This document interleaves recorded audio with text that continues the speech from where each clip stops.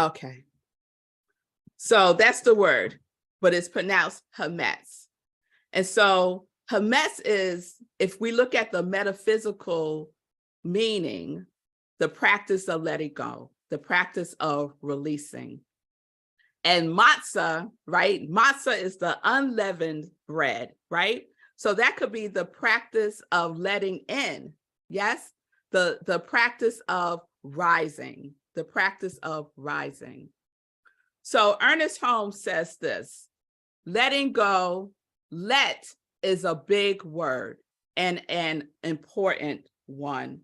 But I see I'm skipping ahead, so let me slow down. Let me slow down a little bit and go back to hametz. So hametz and matzah are almost the same substance. They contain the same ingredients of flour and water. The one key difference is that hametz bread rises and matzah stays flat. So we can think of hametz as symbolizing the swelling of our ego that we can get in the way of our relationship with a higher source. And matzah symbolizes humility and our commitment to God, also self-effacement. So here we are. So we can consider hametz as the practice of letting go or releasing, and matzah as letting in, rising. So the practice of letting go allows us to make space for the letting in. Those qualities that we talked about that first Sunday about vulnerability, and how vulnerability is the birthplace of joy and creativity and belonging and authenticity, innovation, connection, courage, empathy, change, and love, that we can give rise to those qualities like leaven gives rise to bread. So there's power here. There's power in the letting go. There's power in letting go because we need the space for that which is seeking to come through us. And so in the Science of Mind text, Ernest Holmes says, L-E-T is a big word and an important one. So I ask you, what are you allowing to let go? And what are you permitting to let into your life? What thoughts are you allowing? What thoughts are you permitting to let into your consciousness? What are your let thoughts? What are your let feelings? What are your let actions? The word let means to allow and to permit, right? And anything that we are allowing and permitting, we need to do so from a consciousness that is clear, constructive, and consistent. The 3 C's: clear, consistent, constructive. We don't mix the don't let and the let together, right?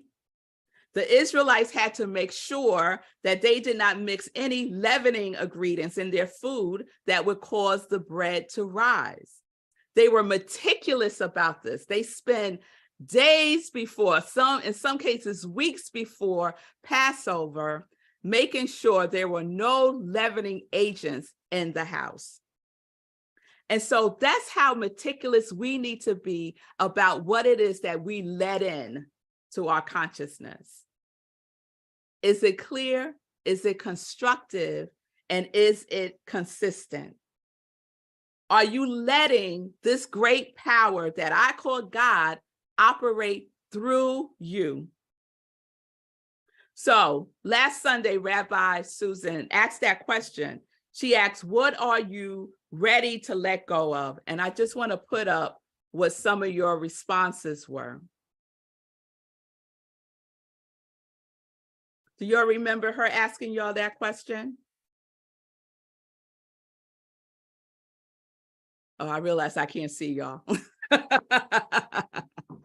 So you might recognize your response here when I keep calling her Reverend, when Rabbi Susan asked the question, what are you willing to let go?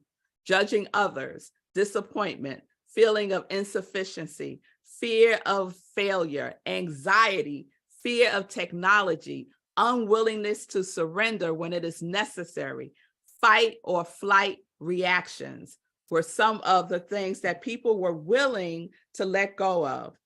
So the Passover story is the journey of freedom and liberation, the journey of letting go of bondage and letting in freedom.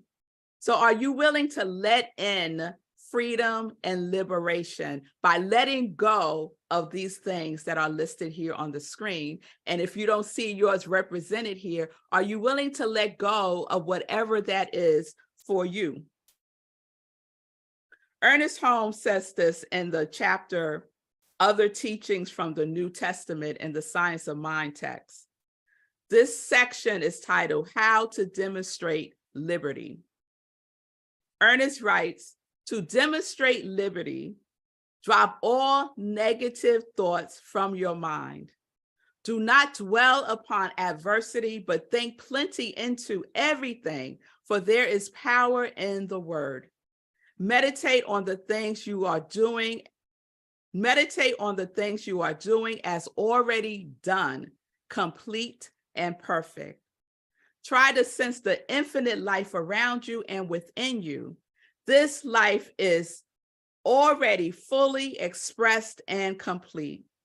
This life is your life now and the life of all that you do, say, and think. Meditate upon life until your whole being flows into it and becomes one with it. Becomes one with it. Demonstrate liberty. So what are you willing to let go of? What are the things that are prohibiting, that you are prohibiting from your mind? Like the Israelites prohibited the leavening of food, the food that rises. So what are you willing to let go of? What thoughts are you letting rise up within you? Any thoughts that expand you, or are they thoughts that flatten you?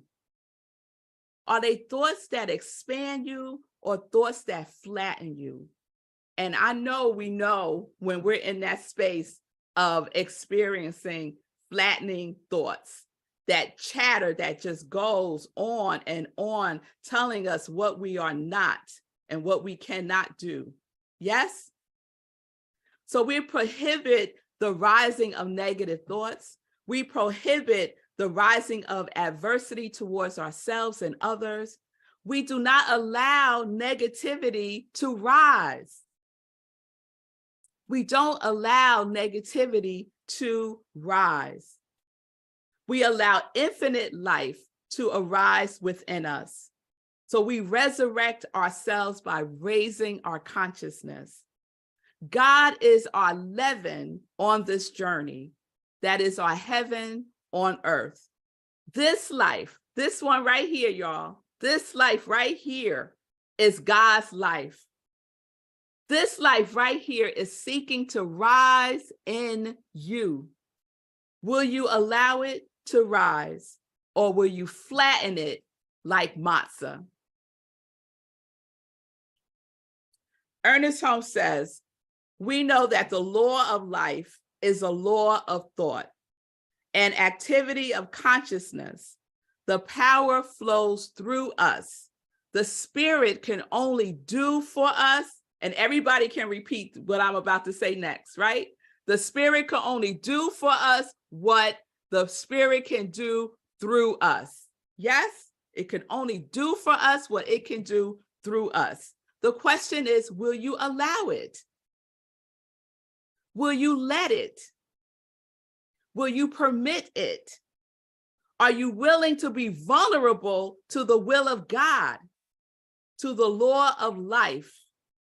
Are you willing to let go of the things that give rise to separation from our true nature and the true nature of others? There's a popular song, a popular saying, it might be a song too. Oh, Rabbi Susan's in the waiting room, if someone could let her in. There's a popular saying, let go and let God, right? Everyone's familiar with that. Let me see some hands. Everyone's familiar with let go and let God. It's really easy to say, right? And sometimes it's not so easy to do. But there's power in letting go. Letting go makes space for what you want to let in. Think about our breath. What if we never let go of the inhale? We just inhale. We just kept inhaling and never let go through the exhale. We would be in trouble, y'all. We would be in trouble. So it's the same thing. What are you willing to let go in order to let in? So in the Bible, leaven is almost always symbolic of sin, right? And there's a verse in the Bible, James 5:16, that says this: confess your faults one to another and pray for another that you may be healed. The effectual, fervent prayer of a righteous man is powerful. And in that same chapter that I referenced earlier in the Science of Mind text, Other Teachings from the New Testament, Ernest Holmes expands upon this Bible verse, James 5:16, with a section called The Confessions of Mistakes. So I'm just going to put that up on the screen also.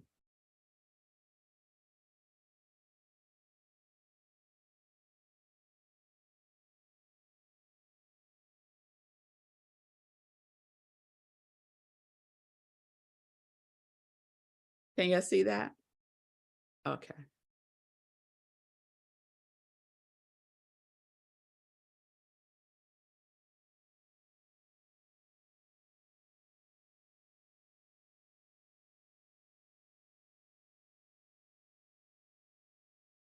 So this is what Ernest Holmes writes in the Science of Mind text, The Confession of Mistakes.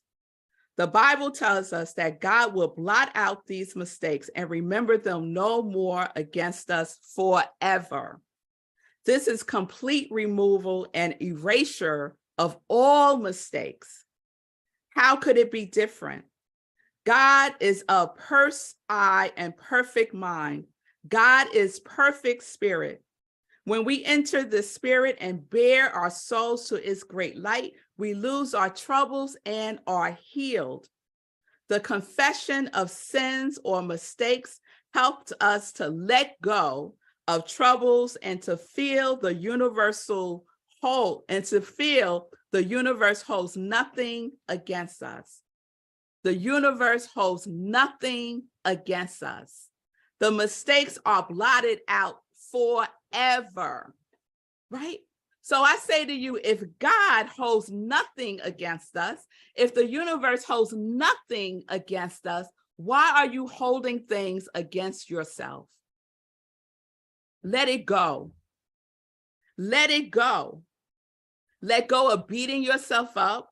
Let go of all the mistakes that you made in the past. Let go of the mistakes you're going to make in the future. Let it all go. Because the universe, God, the divine, the higher power, the most high, Allah, whatever it is that you want to call it, has already let it go. Because God never was holding it against us in the first place. Never. We often say that there is nothing to forgive. But in our human experience, there's a process of forgiveness that we sometimes need to go through in order to create the space for that which we want to let in. Yes?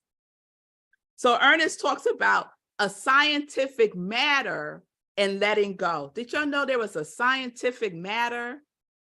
A scientific way to let go? It's right in the Science of Mind text. So I want to share this with you. One, it is scientific to confess your sins. And we know in our teachings that sins are just an error in thinking, right? A misstep, a mistake. So we confess by letting go and we let in the lesson. We let go of the mistake and we let in the lesson. It's scientific to forgive ourselves. Unforgiveness blocks the givingness of good. The givingness of good that is awaiting our acceptance. Holding unforgiveness against yourself or others blocks the good from coming in. Let it go. It is scientific to consciously let go all of our troubles. This is what Eileen's song was talking about. Let go of all your troubles, past, present, and the negative future fantasies that we do, right? Things haven't even happened yet, but we already in the realm of the negativity about the future. And I call that negative future fantasies. Let them go. Let it go. Let in the now. If you are any place other than here right now, then you are someplace else that you need to let go of. So let's let in the now. Affirm right here and right now, in this moment, all is well. And we could take a breath on that.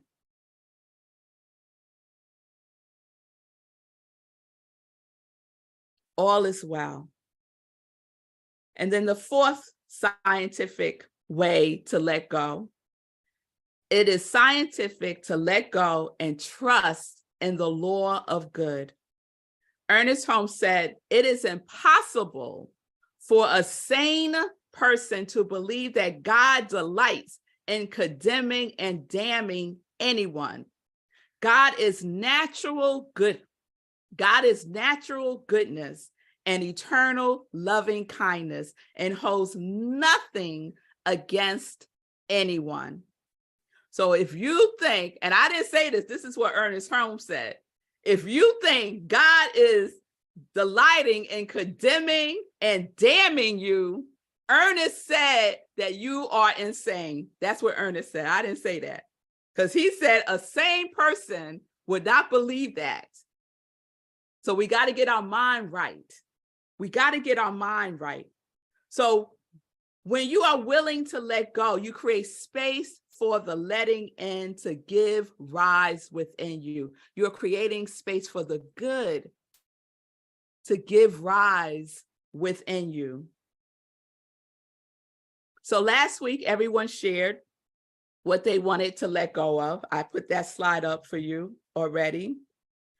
And so today I want to invite you to share what it is that you are willing to let in. What are you willing to give rise to in your life? So I'm just going to give you a moment to feel into that. Not so much thinking, feel into that from your heart space. What am I willing to let in? And if you like, you can drop that in the chat and I'll put up the question. What are you willing to let in?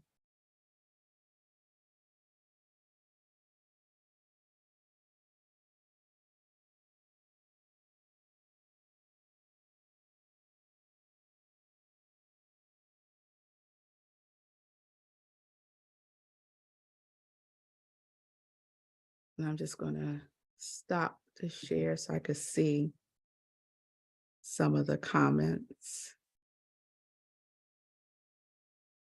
Eileen is willing to let in peace.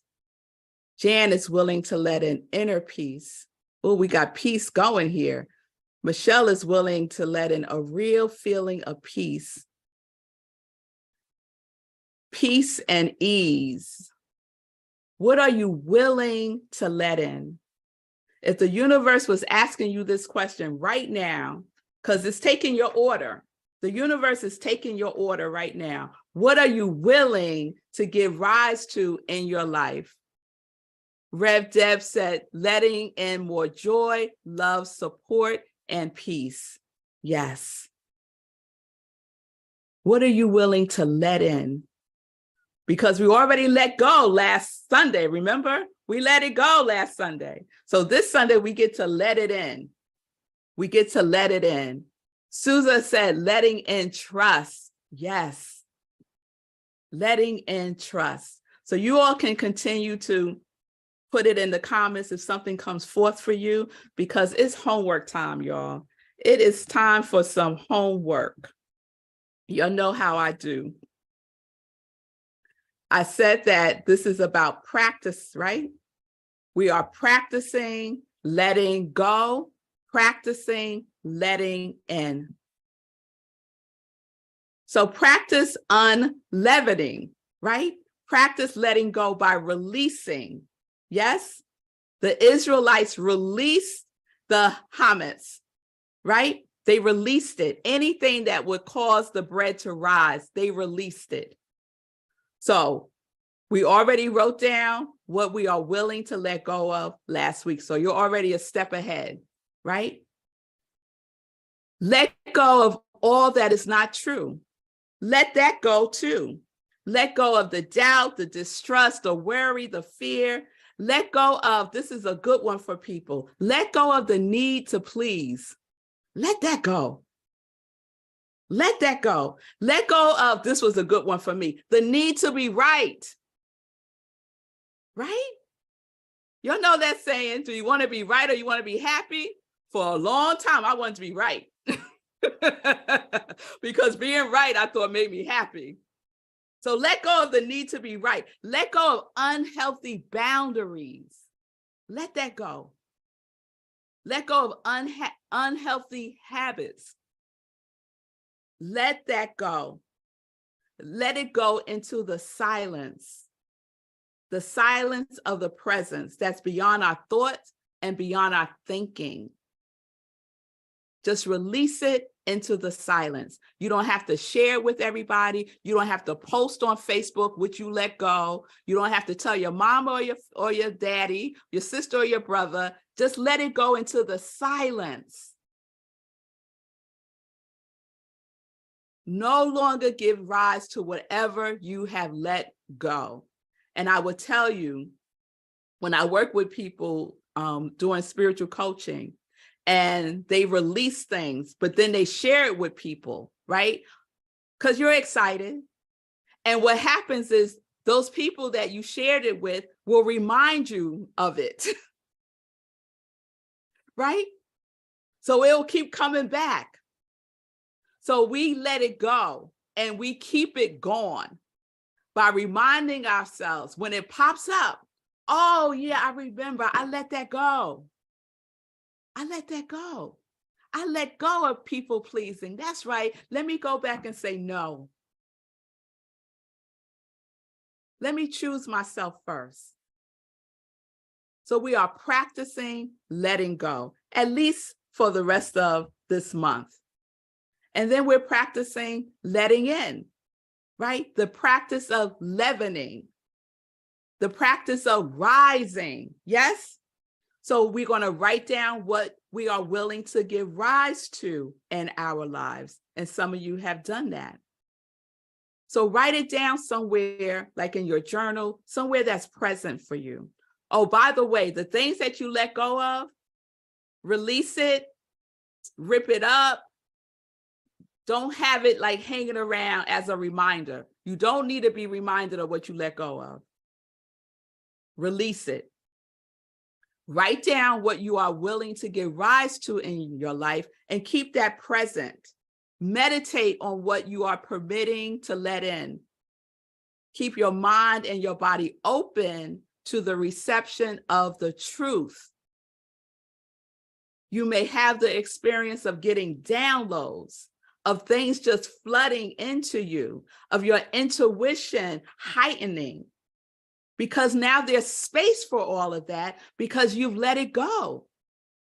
You let go of all the blockages and obstructions and distractions.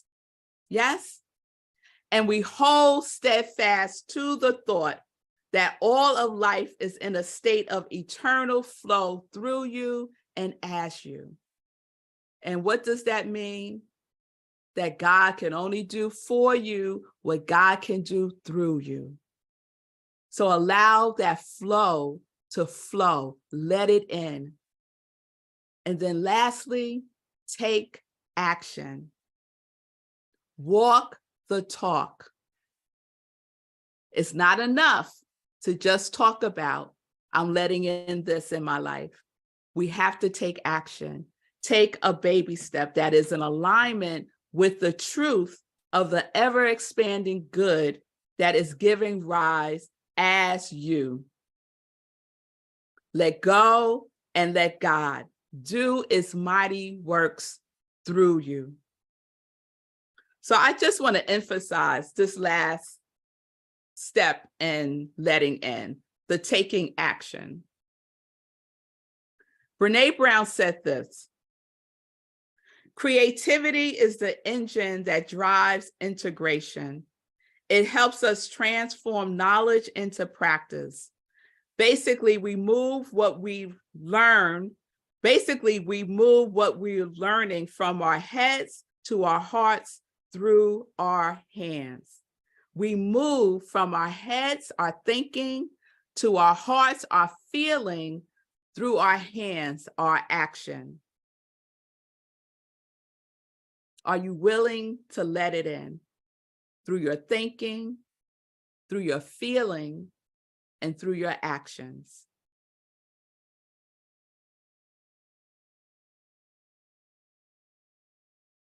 Are you willing to let it in? Are you willing to let it go so that you can let in? And I see a couple more came through, so I just want to speak those into the room. Sue Wicks said intimacy.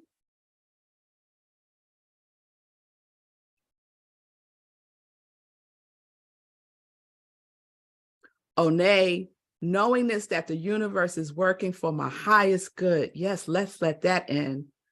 Susan's letting go of control. Yes. Letting go of the idea that if I don't handle everything, it won't work out, which is control. Yes, Susan.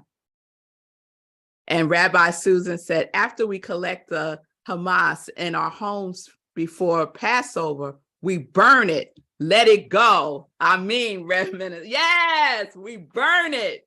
We burn it. Right? Poof. Gone forever. Gone forever. So I want to end this today with a prayer poem, and some of you might be familiar with it. It's by Reverend Sapphire Rose, and it's one of my favorite prayer poems. It's called She Let Go. She Let Go. So in the beginning of this poem, I just want you to bring into mind what you let go. And then about halfway through the poem, I want you to bring into mind what it is that you're letting in. So I invite you just to go within. You can close your eyes and just settle in with your breath. And let's just take a deep breath together.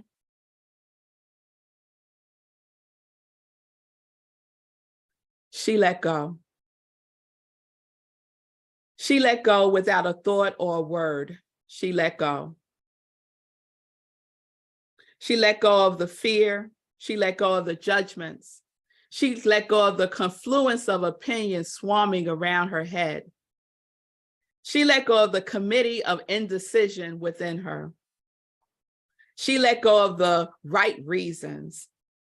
Wholly and completely, without hesitation or worry, she just let go. She didn't ask anyone for advice. She didn't read a book on how to let go. She didn't search the scriptures. She just let go. She let go of all the memories that held her back. She let go of all the anxiety that kept her from moving forward. She let go of the planning and all the calculations about how to do it just right. She didn't promise to let go. She didn't journal about it. She didn't write the projected date in her day timer. She made no public announcement and put no ad in the paper. She didn't check the weather report or read her daily horoscope. She just let go. She didn't analyze whether she should let go. She didn't call her friends to discuss the matter. She didn't do a 5-step spiritual mind treatment. She didn't call the prayer line. She didn't utter one word. She just let go. No one was around when it happened. There was no applause or congratulations. No one thanked her or praised her. No one noticed a thing. Like a leaf falling from a tree, she just let go. There was no effort. There was no struggle. It wasn't good and it wasn't bad. It was what it was. And it is just that. In the space of letting go, she let it all be. A small smile came over her face. Let's all smile. Yes. A light breeze blew through her hair. Let's take a breath. And the sun and the moon shone forever. And just repeat after me. I let go. I let in God. I let go. I let in God. One more time. I let go. I let in God. And so it is. Amen.